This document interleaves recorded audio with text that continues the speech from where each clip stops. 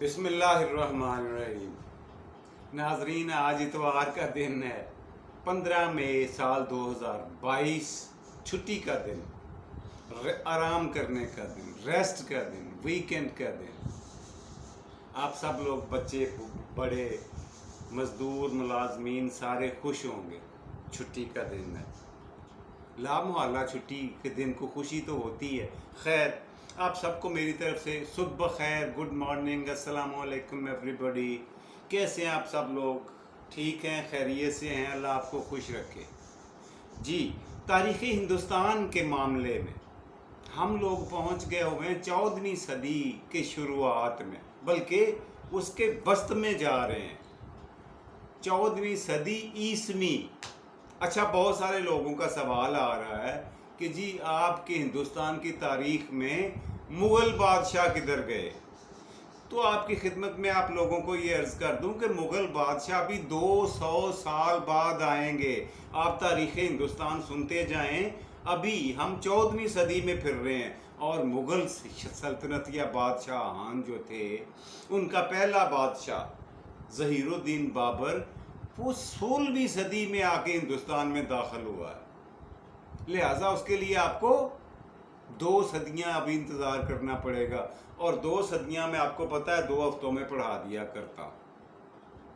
جی، تو اس کے لیے تھوڑا سا انتظار فرمائیں۔ ابھی ہم 14ویں صدی میں ہیں، اور تغلق خاندان کے بادشاہ نمبر 2 محمد تغلق کی بات ہو رہی ہے کہ اس نے کیا کیا گل کھلائے کہ جب کسی نااہل، نکمے، نکھٹو اور ایڈیٹ قسم کے لوگوں کے ہاتھ میں حکومت آ جاتی ہے ملک کی، اور ملک بھی اتنا بڑا، ہندوستان جس کا نام تھا، اس کی سلطنت بائی دا وے اتفاقاً اس کے ہاتھوں میں آ گئی۔ تغلق خاندان کے ماتھے پہ اس نے کلنک کا ٹیکا لگا دیا۔ جب لڑنے کا ٹائم آیا، ویسے تو بڑا وسیلہ، پھرتیلا اور جوشیلا تھا، مگر جب لڑائی کا وقت تھا، وہ علامہ اقبال کا شعر ہے نا، یہ ناداں گر پڑے سجدے میں جب وقت قیام آیا۔ اور تاتاریوں کی حکومت نے، مغلوں کی حکومت نے حملہ کیا، ان کے سامنے کھڑے ہونے کی بجائے، ان سے لڑنے کی بجائے، ان کے سامنے گھٹنے ٹیک دیے، ہاتھ جوڑ دیے کہ ہماری جان بخشی کرو۔ جنگ سے جان چھڑانے کے لیے، موت سے بچنے کے لیے، خوف سے، ڈر سے، اتنی بزدلی، اور وہ بھی ہندوستان کے بادشاہ کی۔ یہ اس کا نام تھا محمد تغلق۔ یہ دوسرا بادشاہ تھا، چشم و چراغ تھا تغلق خاندان کا، جو اپنے والد کے بعد تخت نشین ہوا تھا۔ خیر، اس کی بربادی کی، اس نے پہلی کیل اس وقت ٹھونکی جب مغل فوج آئی، حملہ آور ہوئی۔ وہ پہلے بھی آیا کرتے تھے، ان کے باؤ اجداد کے ساتھ بھی ان کی ٹسل چلا کرتی تھی، لیکن اس طرح سے وہ کبھی مغلوں کے سامنے لیٹے نہیں تھے جس طرح سے یہ محمد تغلق لیٹا، اور بغیر لڑے شکست تسلیم کر لی، اور ٹیبل ٹاک کے نام پہ، مذاکرات کے نام پر، ملک ہندوستان کا پورا 100% ٹریئر خزانہ اپنے ہاتھوں سے لپیٹ کر ان کی اونٹوں پر لوڈ کروا دیا، اور وہ بخوشی چلے گئے اپنے ملک واپس، منگولیا چلے گئے۔ انہوں نے پھر اس سے جنگ لڑنا مناسب نہیں سمجھا، اس لیے کہ ان کو پتا تھا کہ اب ان کے پاس رہا تو کچھ بھی نہیں، تو اب یہاں قبضہ کر کے صرف مسائل ہی مسائل ہوں گے، وہ ہم اپنے گلے میں کیوں ڈالیں؟ ان کی قسمت پہ ہی رہنے دیں، چھوڑ دیں۔ ان کی مقدر یہی ہے، ان کا انعام یہی ہے کہ اب یہ باقی ماندہ حالات، قسم پرسی کے حالات میں، غربت کے حالات میں، اور ناچارگی، بے بسی کے لحاظ میں، ایسے حالات میں گزاریں، یہی ان کا سزا ہے۔ پھر یہی ہوا جی، کیا کہ سب سے پہلے تو اس نے ٹیکس لگائے کاروباری حضرات پر، 10% ٹیکس بڑھا دیے، ملک میں خزانہ خالی تھا، اس میں تو تنخواہیں دینے کے لیے پیسے نہیں رہے ملازمین کی. ٹیکس والوں نے، کاروباری حضرات جو تھے وہ ہجرت کر گئے، انہوں نے ہندوستان چھوڑ ہی دیا، دوسرے ملکوں کی طرف چل دیے اپنا سرمایہ لپیٹ کر. اور باقی رہ گئے بیچارے کاشتکار، ان کے اوپر 10% ٹیکس لگایا. تو انہوں نے کہا کہ جی ہماری کھیتی باڑی میں اتنا منافع نہیں ہوتا، فی ایکڑ آپ پیداوار دیکھیں اور اپنا ٹیکس دیکھیں. وہ زمینیں چھوڑ کر جانیں بچانے کے لیے اپنی فیملیز کے ساتھ جنگلات میں گئے، اور وہاں فوجیوں کو بھیج کر اس نے ان کو جنگلات میں قتل کروا دیا. وہ نہیں تیار تھے کھیتی باڑی کرنے کے لیے، اس لیے کہ ایکڑ میں اتنی پیداوار نہیں ہوتی تھی سال میں جتنا ٹیکس آ جاتا. اب آگے چلیے، یہاں تک تو میں نے پیچھے بتا دیا ہوا ہے، یہاں سے نئی بات شروع ہونے لگی ہے. نئی بات یہ کہ اب درباریوں کو، ملازمین کو، اندرون دربار اور بیرون دربار جو سرکاری ملازمین تھے ان کو دینے کے لیے تنخواہیں نہیں تھیں، پیسہ نہیں تھا. ایون ان کی فیملیز بھوک میں فاقے میں آ گئی. تو محمد تغلق نے فرمان جاری کیا، شاہی فرمان جاری ہوا کہ آپ دیوگری چلے جاؤ. اچھا، دیوگری وہ علاقہ تھا دکنی ہندوستان میں، وہ بندیاچل پہاڑ کے اس پار. اس کے بارے میں آپ جانتے ہیں، جن کو نہیں پتا وہ پچھلی قسطیں دیکھ لیں. دیوگری کا علاقہ تھا، بہت بڑی اور امیر ریاست تھی جو ان کے آباء و اجداد نے فتح کی ہوئی تھی. یہ دکنی ہندوستان میں تھی دیوگری. بہت اچھی، بہت وسیع سلطنت تھی دیوگری. اچھا، اس کا نام اس نے محمد تغلق نے رکھ دیا تھا دولت آباد. دیوگری کا نام بدل کر دولت آباد رکھ دیا. اچھا یہ بتائیں کہ نام بدلنے سے، نام دولت آباد رکھنے سے کیا وہ وہاں پہ دولت کے ڈھیر لگ گئے ہوں گے؟ ایسا ککھ نہیں تھا.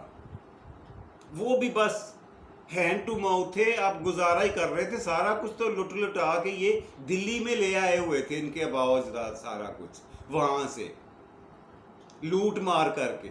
اور اب کہاں کیا کیا جائے؟ اس نے کیا کیا کہ سرکاری ملازمین سے یہ کہا کہ آپ اپنی فیملیز سمیت فوری طور پر دلی چھوڑیں اور دیوگری چلے جائیں، یا دولت آباد کہہ لیں، دولت آباد چلے جائیں. وہاں پہ آپ کو تنخواہیں بھی مل جائیں گی، آپ کے لیے بڑی فیسلٹیز ہوں گی، سہولیات ہوں گی، آپ کے لیے بڑی عیش و آرام کی زندگی ہوگی. اب پہلی بات تو یہ کہ دلی سے دیوگری کا فاصلہ 1400 کلومیٹر ہے.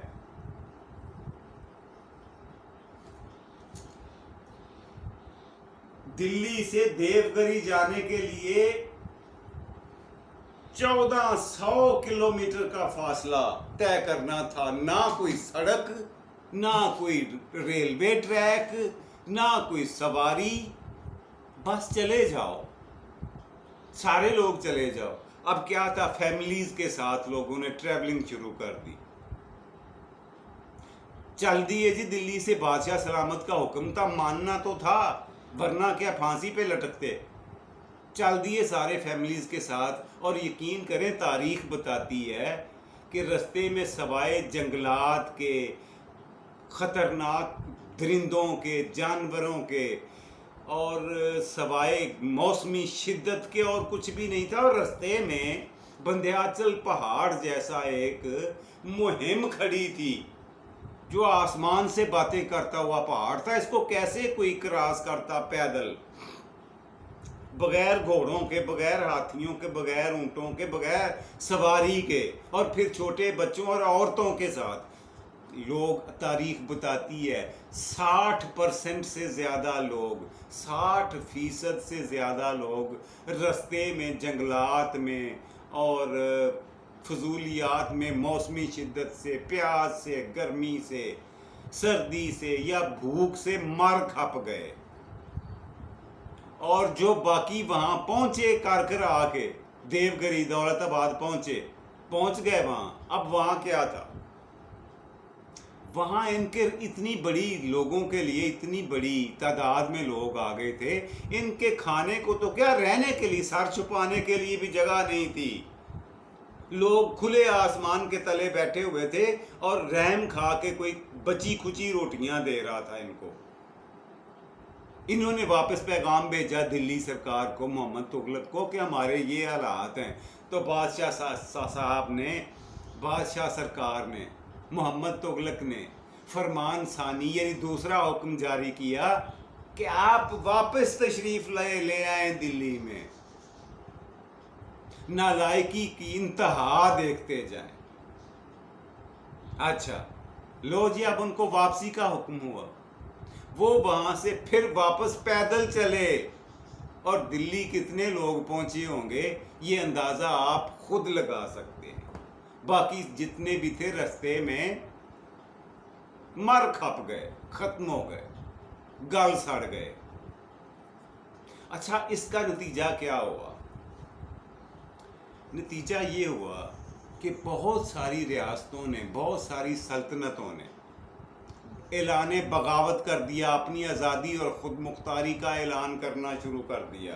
محمد تغلق کی ایک بات اور تھی، وہ بھی نوٹ فرما لیں، یہ مقامی لوگوں کو کوئی عہدہ نہیں دیتا تھا، یعنی ہندوستان کے رہنے والوں کو کبھی کوئی کسی اہم عہدے پر فائز نہیں کرتا تھا، اعتبار نہیں کرتا تھا۔ اہم عہدے جو تھے سارے کے سارے وہ تھے افغانوں کے پاس، اور افغان قوم جو تھی وہ ہندوؤں کی، ان کی زبان پشتو تھی افغانوں کی، اور ہندو بولتے تھے سنسکرت۔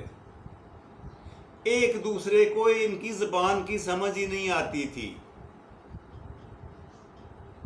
اور پھر کیا ہوا کہ افغانوں نے جو عام عہدوں پر بیٹھے ہوئے تھے مقامی لوگوں کو بے دریغ بلا وجہ قتل و غارت گری شروع کر دی، ظلم و ناانصافی کے پہاڑ توڑنا شروع کر دی۔ کوئی پوچھنے والا نہیں تھا، کوئی دیکھنے والا نہیں تھا۔ اچھا جو اپنی مقامی طور پر بغاوتیں ہو رہی تھیں ان کو تو روکا نہیں جا سکا، ان کی سرکوبی نہیں کر سکا محمد تغلق، اور 1,00,000 فوج کو حکم دیا کہ جاؤ اور جا کر چائنا پر حملہ کر دو، چائنا کو فتح کرو، وہاں سے لوٹ کر مال لے کر آؤ۔ اب بتائیں کہ چائنا کو جانے کے لیے رستے میں کو ہمالیہ پڑتا ہے، ہمالیہ پہاڑ جانتے ہیں آپ، میں نے دکھایا ہوا ہے نقشے میں۔ اب دلی سے چائنا جانے کے لیے پہاڑ کے اوپر کوئی اونٹ، کوئی سواری، کوئی گھوڑا نہیں چڑھ سکتا، وہ 12 مہینے برف سے ڈھکا ہوا رہتا ہے، برف کی سفید چادر اوڑی ہوئی ہوتی ہے۔ ہمالیہ پہاڑ نے، اس کا ہمالیہ نام ہی اس لیے ہے، ہمالیہ کا مطلب ہے برف کا گھر۔ اب اس کے اوپر اتنی برف میں، اتنی ٹھنڈ میں، بغیر پریکاشنری میئرز کے اس کو کراس کرنا، اس کو عبور کرنا کس کے بس میں تھا؟ 1,00,000 فوج روانہ کر دی، حکم مل گیا، فوجوں نے تیاری شروع کی، چل دیے بغیر کوئی سوال کیے۔ تاریخ بتاتی ہے کہ کچھ تو پہاڑ کے اوپر آدھ تک جاتے جاتے ہی برف کے تودوں کے نیچے آ کر مر گئے فوجی، اور جو باقی واپس آئے زندہ دلی سرکار کے پاس، محمد تغلق نے ان کو قتل کروا دیا۔ یہ ان کا جرم ٹھہرا کہ تم چائنا کو فتح کیے بغیر منہ اٹھا کے واپس میرے دربار میں کیوں آ گئے ہو؟ یہ تھا جی بادشاہ سلامت محمد تغلق، تغلق خاندان کا چشم و چراغ۔ اب موقع غنیمت جان کر 3 بڑی ریاستیں، چوتھی کا بھی بتاتا ہوں لیکن 3 کا پہلے سن لیں۔ 3 بہت بڑی ریاستیں جو تھیں انہوں نے اعلان بغاوت کیا، انہوں نے اپنی خود مختاری اور آزادی کا اعلان کر دیا، اور وہ تھیں گجرات، بنگال اور کرناٹک۔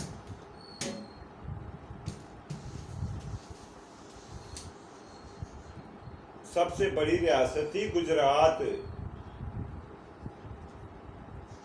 نمبر 2 کرناٹک، یہ نوٹ فرمائیں، یہ دو بڑی ریاستیں تھیں اور ان کے ساتھ تیسری بڑی ریاست جس نے اعلان بغاوت کیا اس کا نام تھا بنگال۔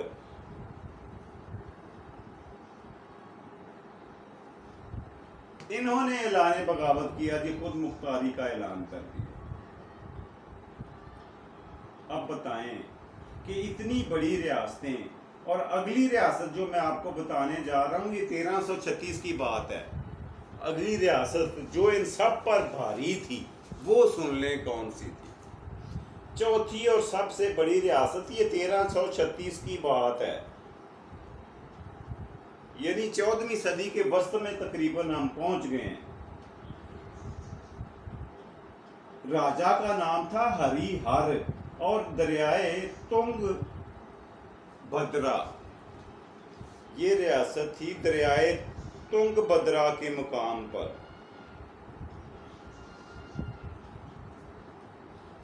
تنگ بھدرا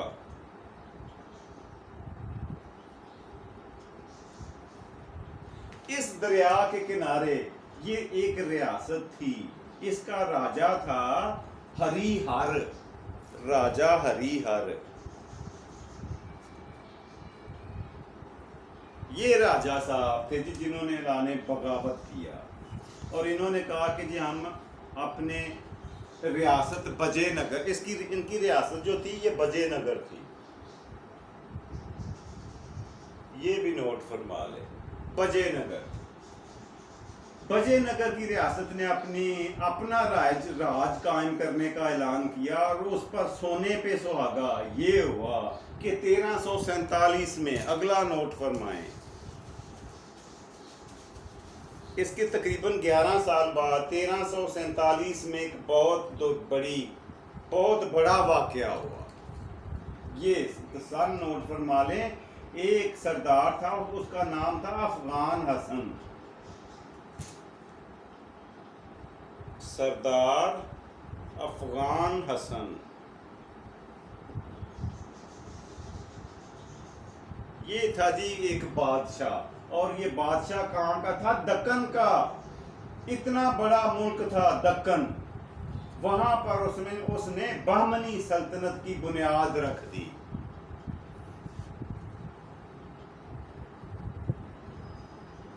بہمنی سلطنت یہ نئی ریاست تھی، یہ نیا ملک تھا جو 1347 میں مرز وجود میں آیا محمد تغلق کی نالائکیوں کی وجہ سے، اس کی چالاکیوں کی وجہ سے، اس کی صلاحیتوں کی وجہ سے۔ دکن جیسی ریاست نے جی وہاں پہ بہمنی ریاست سلطنت کا قیام، اس کا وجود میں آنا، یہ الارمنگ سچویشن تھی دلی سرکار کے لیے، تخت ہندوستان کے لیے، تغلق خاندان کے لیے۔ لیکن یہ بندہ محمد تغلق پھر بھی ستو پی کر سویا رہا اور چین کی بانسری بجاتا رہا اور سنتا رہا، عیش و عشرت میں مشغول رہا۔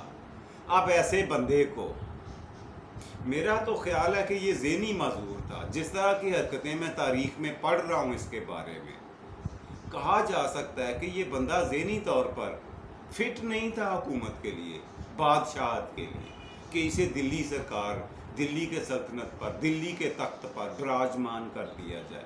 لیکن کیا کیا جائے، رواج، رسم، آئین کہ بادشاہ سلامت کا بیٹا ہی بادشاہ ہوا کرتا ہے۔ یہ بادشاہت میں وہ کہا کرتے ہیں نا کہ اس طرح تو ہوتا ہے اس طرح کے کاموں میں، یہاں پر بھی وہی ہوا جو ہوا کرتا ہے اس طرح کے کاموں میں۔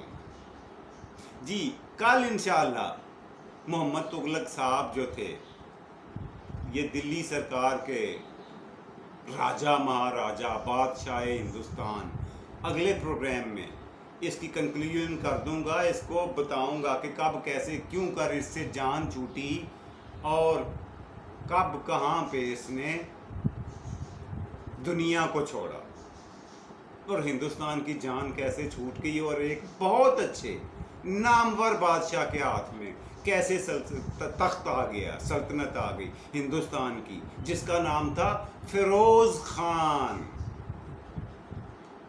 آپ دیکھتے جائیں فیروز خان اتنے ہی درجے بہترین بادشاہ ثابت ہوا، کب، کیوں، کیسے، یہ انشاءاللہ اگلے پروگرام میں آپ سے بات ہوگی۔ میری ریکویسٹ یہ ہے، درخواست اور کوشش یہ ہے کہ آج کے سیگمنٹ کو، آج کے پروگرام کے پہلے سیگمنٹ کو یہیں پر کلوز کرتے ہیں، اور آج کے پروگرام کا دوسرا خوبصورت سیگمنٹ آپ کی پسندیدہ پروگرام کا، وہ ہے آج کا لفظ۔ جی آج کا لفظ میں آپ کو ایک فارسی کا لفظ بتانے جا رہا ہوں، وہ یہ رہا، آپ پڑھیں یہ کیا لکھا ہے۔ جی کیا لکھ دیا ہے میں نے، رومال فارسی کا لفظ ہے، یہ لفظ نہیں ہے، الفاظ ہیں، دو لفظ ہیں جی، دو، 1 اور 2، روح اور مال، دونوں فارسی کے الفاظ ہیں۔ روح کا مطلب ہوتا ہے چہرہ، اور مال کا مطلب ہوتا ہے ملنا۔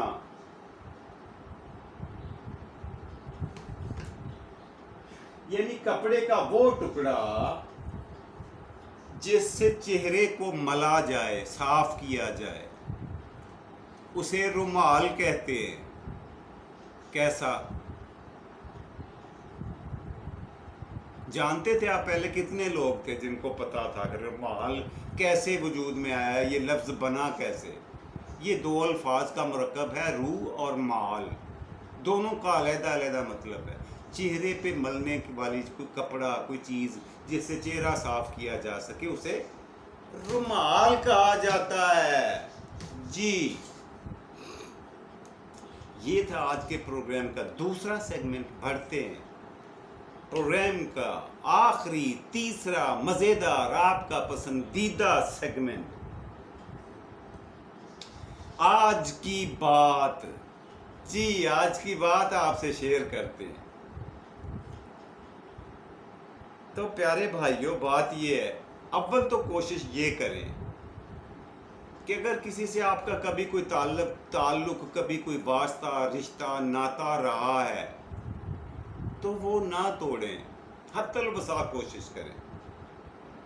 لیکن اگر بامر مجبوری، بحکم الہی کسی کو چھوڑنا ضروری ہو جائے، کسی دوست کو، احباب کو، بھائی کو، بہن کو، کسی اپنے کسی قرابت دار کو، کسی تعلق دار کو، تو اس کے اوپر ملبہ پھینک کر نہ چھوڑیں۔ ملبہ نہ پھینکیں اس پر۔ وہ کیسے ملبہ کیسے پھینکتے ہیں؟ ہم لوگ کیا کرتے یہ ہیں کہ اس کی خامیاں گنواتے ہیں کہ تم نے یہ بھی غلط کیا، تم نے وہ بھی غلط کیا، تم نے فلاں وقت غلطی کی، تم نے فلاں وقت بھی غلط کیا، میں نے برداشت کیا۔ اور نمبر 2، اپنے احسانات گنواتے ہیں۔ میں نے تمہاری خاطر فلاں ٹائم یہ کیا، فلاں وقت میں نے تمہارے لیے یہ کیا، فلاں وقت میں نے یہ۔ ایک تو بات بہت بڑی اس میں نوٹ فرما لیں کہ نیکی اللہ پاک کو بہت پسند ہے، لیکن نیکی اس وقت تک نیکی کے درجے پر قائم رہتی ہے جب تک اسے جتایا نہ جائے۔ جب جتا دیا جائے تو نیکی ریاکاری میں بدل جاتی ہے، تبدیل ہو جاتی ہے۔ یہ دینی مسئلہ ہے۔ نیکی اس وقت تک نیکی ہے، وہ عمل جو آپ کے اور اللہ کے درمیان ہے، اور تیسری بندے کو نہیں پتا۔ جب آپ جتا دے، اگلے کے منہ پر مار دیتے ہیں تو وہ ریاکاری بن جاتی ہے۔